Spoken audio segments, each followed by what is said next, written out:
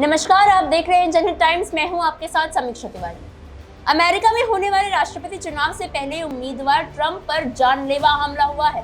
Trump अपने rally के दौरान भाषण दे रहे थे, तभी उन पर गोली चली। गोली उनके कान को छूते हुए गुजर गई। गोली चलते ही सीक्रेट सर्विस के एजेंट्स ने ट्रंप को चारों ओर से घेर लिया, अपनी निगरानी में कर लिया। हमले के बाद सीक्रेट सर्विस की सुरक्षा पर सवाल खड़े हो रहे हैं, और हो भी क्यों ना। अमेरिका की सियासी हिंसा का लंबा इतिहास है। अब तक 4 अमेरिकी राष्ट्रपतियों की हत्या हो चुकी है।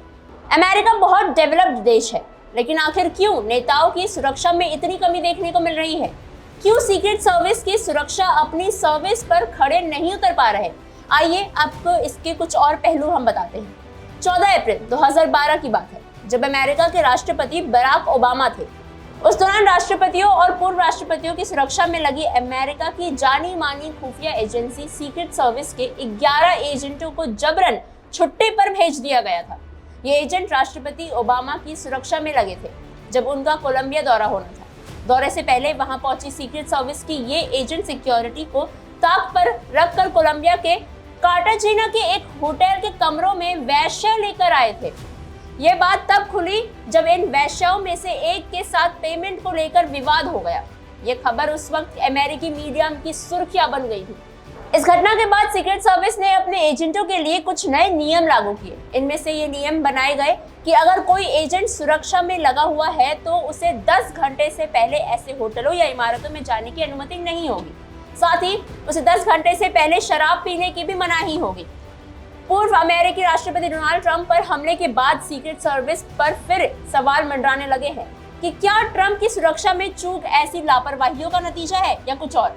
CNN की एक रिपोर्ट के अनुसार इसी तरह 2015 में भी 2 सीनियर सीक्रेट सर्विस एजेंट्स शराब के नशे में व्हाइट हाउस के परिसर में कार लेकर घुस गए और एक बैरियर से टकरा गए।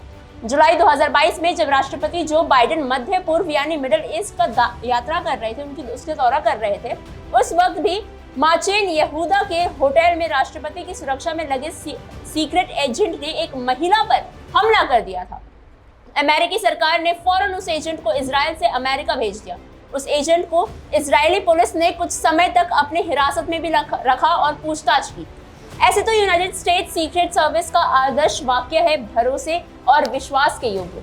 और इन पर जब एक किताब छपी, zero fail, the rise and the fall of secret service, तो इस किताब के अनुसार बताया गया कि सीक्रेट सर्विस के संकट के दौरान से गुजरने की 2 प्रमुख वजह हैं।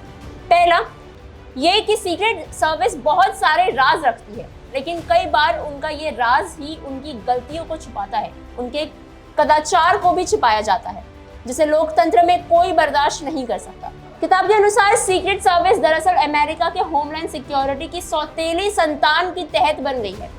वह 18 एकड़ में फैले व्हाइट हाउस को दुनिया की सबसे ज्यादा सुरक्षित परिसर बनाने पर काम करती है। किताब में कहा गया है कि डोनाल्ड ट्रंप जैसे नेताओं ने इस सीक्रेट सर्विस का राजनीतिकरण कर दिया है। इस वक्त करीब 4500 एजेंट्स व्हाइट हाउस की सुरक्षा में दिन रात लगे रहते हैं। ये एजेंट्स ट्रेजरी बिल्डिंग यानी अमेरिकी खजाने की सुरक्षा करते हैं। इसके अलावा सीक्रेट एजेंट्स वॉशिंगटन स्थित विदेशी राजनयिक मशीनों की भी सुरक्षा करते हैं। 1901 में राष्ट्रपति विलियम की हत्या के बाद सीक्रेट सर्विस का मुख्य काम राष्ट्रपतियों और उपराष्ट्रपतियों की सुरक्षा करना था। आपकी इस खबर पे क्या राय है, हमें कमेंट सेक्शन में जरूर बताएं। देश और दुनिया की तमाम खबरों के लिए बने रहें जनहित टाइम्स के साथ।